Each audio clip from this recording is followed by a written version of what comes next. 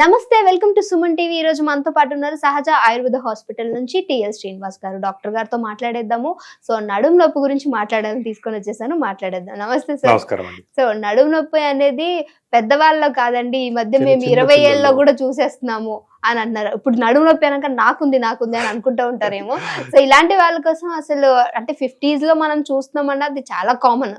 But ఎందుకు 20s లో ఇలాంటి యాక్చువల్గా ఏంటంటే కరోనా తర్వాత నడుము నొప్పి కేసులు చాలా పెరిగినాయండి. హార్ట్ ఎలా అయితే అయిందో ఇది కూడా అలానే అయిపోయింది. అదే హార్ట్ ది వేరు. నడుము నొప్పి ఎందుకు పెరిగింది అంటే వీళ్ళ యొక్క వర్క్ ఫ్రమ్ హోమ్ ఇచ్చారు. మనం ఆఫీస్కి వెళ్తే కంఫర్టబుల్ చైర్ లో కూర్చొని కంఫర్టబుల్ గా వర్క్ చేస్తాం. వీళ్ళు వర్క్ ఫ్రమ్ హోమ్ లో ఏం చేశారంటే బెడ్ పైన పడుకొని ఎక్కడో బెడ్ మూలకి ఒరిగి, అంటే వెన్నుపూస మనం ఎప్పుడైనా సరే వర్టిబ్రాని చూసుకోవాలి. వెన్నుపూసని ప్రెషర్ పెట్టకూడదు. ప్రెషర్ పెట్టకూడదు. అంటే ప్రెషర్ అంటే దాని షేప్ ఏంది అంటే ఒక ఎస్ ఆకారంలో ఉంటుంది. మన కంఫర్ట్ సీట్ ఎట్లుండాలంటే వెనక వీపుకి కరెక్ట్ గా సెట్ అయ్యేలాగా ఉండాలి. అలాంటి చైర్ పైన కూర్చొని కనుక వర్క్ చేస్తే వెన్నుపూస స్ట్రెస్ అవ్వదు. ఇట్లాంటి ఎల్ షేప్ బెడ్ ఉంటుందండి. అంటే బెడ్ బ్యాక్ ఇట్లా ఉంటుంది, బెడ్ ఇట్లా ఉంటుంది. దీన్ని ఈ మూలలో కూర్చొని దానికి ఈ పెట్టేసి కూర్చొని మోకాళ్ళ పైన ల్యాప్టాప్ పెట్టుకుని వర్క్ చేశారు. ఒక 6 గంటలు 12 గంటలు ఇట్లా వర్క్ చేశారు. వెన్నుపూస యొక్క ప్రెషర్ ఎంత అవుతుంది? మొత్తం వెన్నుపూస వంగిపోతుంది. ఒక్క రోజు అంటే ఓకే, మళ్ళీ కంటిన్యూగా. తర్వాత బెడ్ పైన పడుకొని లేదా బెడ్ పైన బెల్లకిల్ల పడుకొని పైన ల్యాప్టాప్ పెట్టుకొని మెత్తలు పెట్టుకొని దిండ్లు పెట్టుకొని ఇలా రకరకాల షేప్లు. ఇంకో పిల్లలకి వాళ్ళకి వర్క్ ఫర్ స్టడీ, వాళ్ళకి ఇంట్లోనే వాళ్ళకి ఒక మొబైల్ ఇచ్చారు, కంప్లీట్ గా దగ్గర పెట్టుకుని కూర్చున్నారు, అలా ఉండిపోతారు. ఒక ల్యాప్టాప్ ఇచ్చారు, కంప్లీట్ గా ఎక్కడో పెట్టుకొని ఎక్కడో వర్క్ చేశారు. ఆ తర్వాత ఈ కేసులు చాలా పెరిగాయి. ఎందుకు అంటే వెన్నుపూసకి సపోర్టివ్ గా ఏదీ లేదు. కాబట్టి ఎప్పుడైనా సరే నడుములో నొప్పి రాకూడదు అనుకుంటే వెన్నుపూసని ఒక స్ట్రక్చర్ చూసుకోవాలి మనం. దానికి సపోర్టివ్ గా మనము ఒక దిండు గాని సపోర్టివ్ గా చైర్ యొక్క బ్యాక్ రెస్ట్ గాని ఉండేలాగా చూసుకోవాలి. యాక్చువల్గా ఏం జరుగుతుంది అంటే వెన్నుపూసలో మనం 4 పార్ట్స్ లో డివైడ్ చేస్తాం. వర్టిబ్రాని 4 పార్ట్ డివైడ్ చేస్తాం. ఒకటి C1 నుంచి C7 మెడ భాగం, మన తలకెళ్ళి ఒక భాగం వచ్చేసి C1 వర్టిబ్రా నుంచి C7 వర్టిబ్రాస్ ఉంటాయి. తర్వాత థొరాసిక్ వర్టిబ్రాస్, T1 నుంచి T12 థొరాసిక్ వర్టిబ్రాస్. తర్వాత లంబార్ వర్టిబ్రాస్ L1 నుంచి S1. తర్వాత సాక్రమ్ వర్టిబ్రాస్ S1 నుంచి S5. తర్వాత టెయిల్ బోన్. ఇట్లా వర్టిబ్రా ఉంటుంది. ఈ లంబార్ రీజన్ లో ఈ L1 నుంచి L1, L2, L3, L4, L5, S1 అనే ఈ 6 వర్టిబ్రాస్ మధ్యలో ఒక 5 డిస్క్స్ ఉంటాయి. ఇది వర్టిబ్రా అంటే ఎముక భాగం, మధ్యలో ఒక స్పాంజ్ భాగం, మళ్ళీ ఒక L2 వర్టిబ్రా, మళ్ళీ ఒక స్పాంజ్ భాగం, మళ్ళీ ఒక L3 వర్టిబ్రా, మళ్ళీ ఒక స్పాంజ్ భాగం. మీరు నడుముని ఎలా మూవ్మెంట్ చేసినా ఈ అస్థి భాగం అంటే ఏదైతే బోన్ భాగం ఉందో అది తగలవు. అంటే ఇప్పుడు మనకి ఎలా మోకాల దగ్గర గుజ్జు ఏదైతే వర్టిబ్రల్ లూబ్రికేషన్ గుజ్జు ఉందో సేమ్ అలాగే దీనిలో డిస్క్ ఉంటుంది, స్పాంజ్ డిస్క్. దీనిలో జెల్ డిస్క్ ఉంటుంది.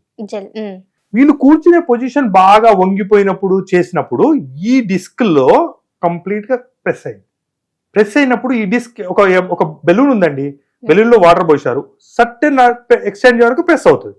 ఆ తర్వాత ఎక్కడో దగ్గర పగిలిపోతుంది. ఫర్ ఎగ్జాంపుల్ సోఫా మన స్పాంజ్ కూడా మన ఎంత ఎక్కువ వాడితే అంత కిందకి వెళ్ళిపోయి అది పగలదు, కానీ బెలూన్ అయితే పగిలిపోతుంది. ఇక్కడ డిస్క్ అనేది ఒక చిన్న బెలూను, దానికి గట్టిగా ప్రెస్ చేసినప్పుడు ఈ భాగం పగిలిపోద్ది. పగిలిపోయి జెల్ యాక్చువల్ గా ఏంటంటే వర్టిబ్రా ఇలా ఒక పూసల యొక్క దండలాగా ఉంటుంది, మధ్యలో థ్రెడ్ ఉంటుంది కదా, ఆ థ్రెడ్ అనేది మన బ్రెయిన్ నుంచి వచ్చినటువంటి బిగ్ నర్వ్. ఈ జెల్ పగిలిపోయి ఆ నరువు పైన కంప్రెస్ చేస్తుంది. దీనికి మెయిన్ సిమ్టమ్స్ ఉన్నాయి. ఎప్పుడైతే నరువు పైన కంప్రెస్ చేస్తుందో కాళ్ళలో తిమ్మిర్లు వచ్చేస్తాయి, అరికాళ్ళలో మంటలు వచ్చేస్తాయి, నర్వ్ ఎడ్జెస్ అంటే అరికాళ్ళ యొక్క వేళ్ళ యొక్క ఎడ్జెస్ చిమ్చిమ్చిమని చీమలు కుట్టినట్టుగా చీమలు కరిచినట్టుగా ఉంటాయి. తర్వాత పిక్కల్లో పట్టేసినట్టుగా ఉంటుంది. తర్వాత అప్పుడప్పుడే సడన్ గా ఒక ప్లేస్ లో మంట వచ్చేస్తుంది, జస్ట్ ఇట్లా అనుకుంటే తగ్గిపోద్ది. ఇదంతా ఆ నరువు యొక్క కంప్రెషన్ యొక్క సిమ్టమ్స్. అంటే డాక్టర్ గారు కొంతమందికి నిద్రలో నరం పట్టేసినాడు, అది బి కాంప్లెక్స్ యొక్క డెఫిషియన్సీ. ఇది వేరు. నరువులో మంట వస్తుంది, మంట. ఇట్లా ఒక చిన్న అగ్గి తీసుకొచ్చి చర్మం దగ్గరికి పెడితే ఎలా మంట వస్తుందో సడన్ గా వచ్చేస్తుంది.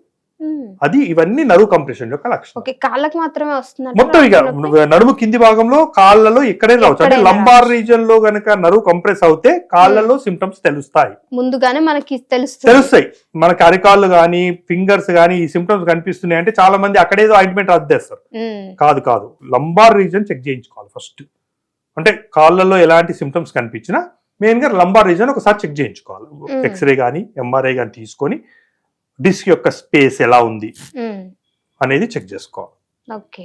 ఒకవేళ ఆ డిస్క్ స్పేస్ కనుక నార్మల్ గా ఉండి అప్పుడు ఈ ప్రాబ్లమ్స్ వస్తున్నాయంటే అక్కడ లోకల్ గా ట్రీట్మెంట్ చేసుకోవాలి.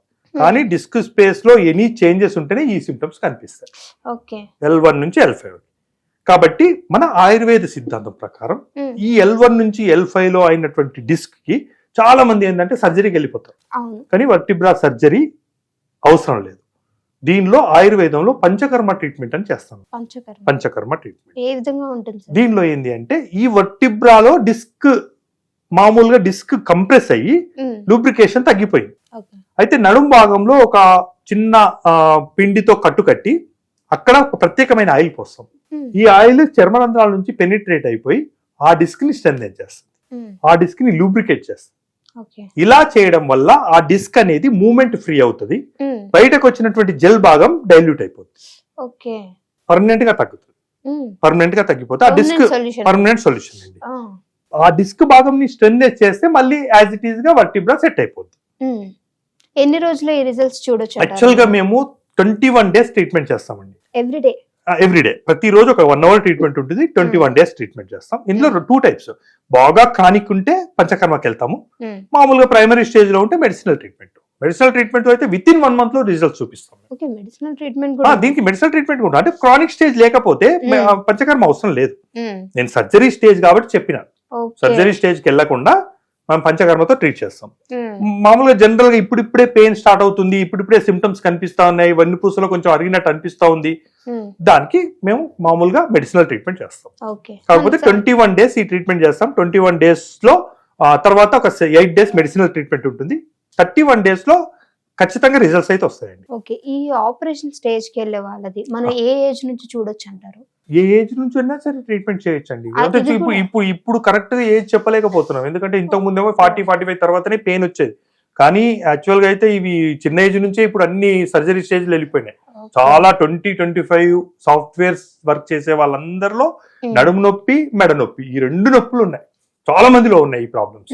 కాకపోతే ఏంటంటే సర్జరీకి వెళ్లకుండా బెస్ట్ పంచకర్మ ట్రీట్మెంట్ చేయించుకుంటే, యాక్చువల్గా ఏంటంటే పంచకర్మ ట్రీట్మెంట్ చాలా మంది అనుకుంటారు పంచకర్మ ట్రీట్మెంట్ లో చేస్తే తగ్గిపోతుంది. కానీ పంచకర్మ ట్రీట్మెంట్ చేసేటప్పుడు అందులో యూజ్ చేసే ఆయిల్ యొక్క స్పెషాలిటీ, అంటే ఆయిల్ వల్లనే డిసీజ్ తగ్గుతుంది కానీ పంచకర్మ ట్రీట్మెంట్ వల్ల కాదు.